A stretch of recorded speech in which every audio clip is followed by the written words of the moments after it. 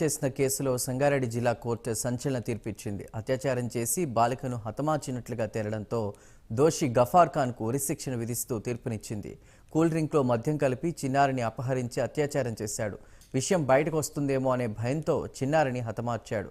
విషయం తెలుసుకున్న పోలీసులు కేసు నమోదు చేసి విచారణ చేపట్టారు. నిందితుడే దోషిని తేలడంతో కోర్టు ఈ మేరకు తీర్పునిచ్చింది. అంతేకాకుండా చిన్నారి కుటుంబ సభ్యులకు 10 లక్షల పరిహారం అందించాలని ఆదేశించింది.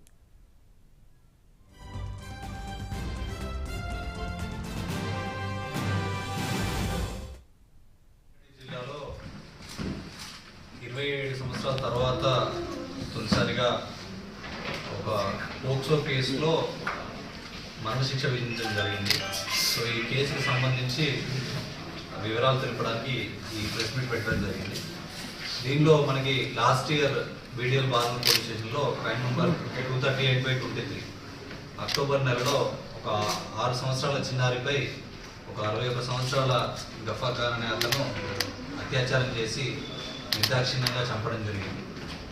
సో ఇమీడియట్గా అక్కడికి ఫస్ట్ ఇన్వెస్టిగేషన్ ఆఫీసర్ ఇప్పుడు బీడీఎల్ బార్నూర్ inspector Ravinder Reddy scene of క్రైమ్కి వెళ్ళి బాడీని షిఫ్ట్ చేసి అక్కడ క్రిటికల్ ఎవిడెన్స్ అన్నీ కూడా కలెక్ట్ చేయడం జరిగింది. సో ఆ ఎవిడెన్స్ అన్నింటినీ కూడా కలెక్ట్ చేసి ముఖ్యంగా ఈ victim family migrant labours, so వాళ్ళకి చాలా వరకు నాలెడ్జ్ లేకున్నా కూడా గైడ్ చేసి వాళ్ళ స్టేట్మెంట్స్ రికార్డ్ చేసి టెక్నికల్ ఎవిడెన్స్ అంతా కలెక్ట్ చేసి సీసీటీవీ ఎవిడెన్స్ ఫుటేజ్ అంతా పరిశీలించి అందులో గఫార్ ఖాన్ అనే అతన్ని అక్యూజ్డ్గా ఐడెంటిఫై చేయడం జరిగింది. సంగారెడ్డి జిల్లాలో